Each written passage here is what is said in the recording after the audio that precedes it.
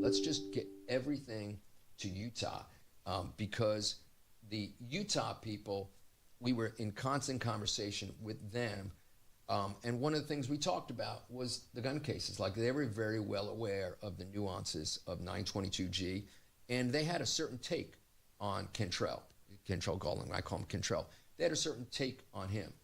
And they really didn't look at him with the lens of that he was a gangbanger. They just didn't. They just didn't have that perception of him.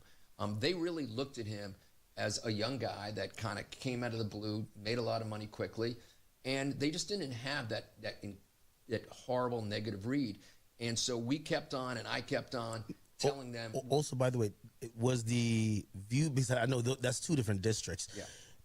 Did you guys like look into whether that district maybe viewed that, because there's been so many like, you know, appeals that surrounded that issue. Did you guys look to see if the district that Utah is in, they probably viewed it a little bit favorably? That could possibly, if the case was moved, you know, he was never going to get looked at that favorably in Baton Rouge, Louisiana. Okay. I mean, he had history. Well, I was just talking about just the charge, that particular charge. He just we thought we had a really fair judge in Baton Rouge, a very fair judge, but we felt like if we can get everything in Utah, we can get things done, because I wanted him to have this life, and I didn't want it to be 10 years. And so we went back and forth and back and forth, and the whole goal was to recognize the weaknesses in their cases and the strengths of their cases, and that would give him the opportunity to get back to his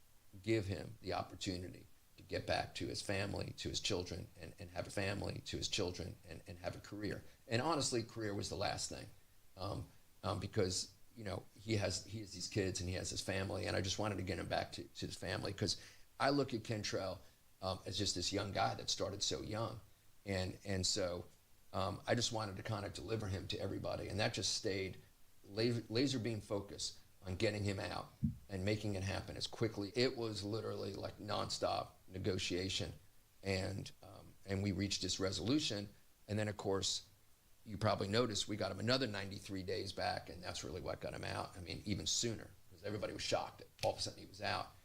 Because we had to do a little work, and we got him yet another 93 days. And look, I'll agree with you.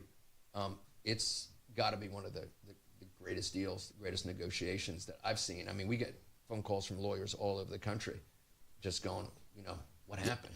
How did that happen? He's been pretty lucky. He's been pretty, well, first of all, you know, he's the one where the case which should have been state, but California picked it up as federal. Case which should have been state, but California picked it up as federal.